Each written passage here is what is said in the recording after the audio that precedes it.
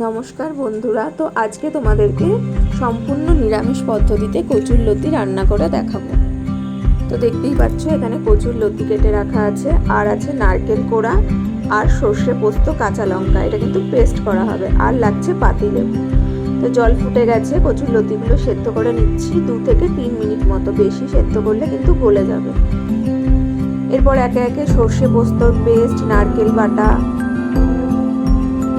আমাদের ঘরোয়া যা মশলা থাকে, নুন, হলুদ, চিনি, পরিমাণ মতো সর্ষের তেল, আর সবশেষে পাতিলেবুর রস দিয়ে ভালোভাবে মাখিয়ে নিতে হবে।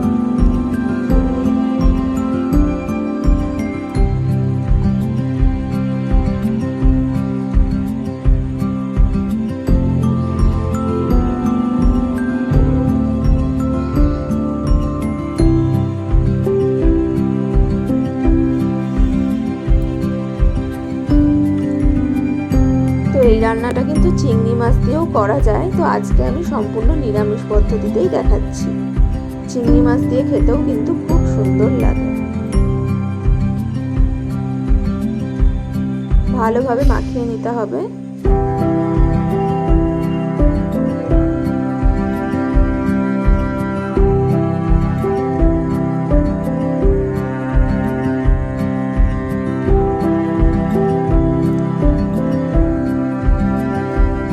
এরপর তেল গরম করে সামান্য কালো জিরে ফোড়ন দিয়ে ম্যারিনেট করা কচুরলতিটা দিয়ে দিতে হবে।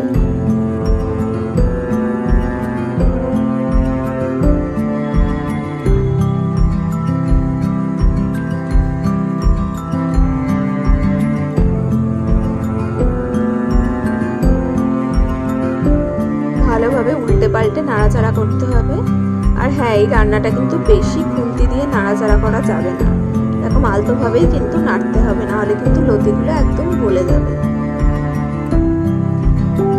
তো এইভাবে লালচে করে এপিট ওপিট করে ভেজে নিতে হবে।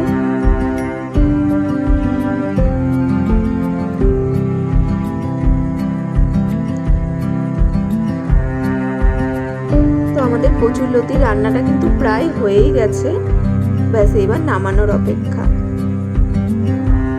তো অবশ্যই জানাবে এই নিরামিষ পদ্ধতিতে এই কচুরলতিটা কেমন লাগলো।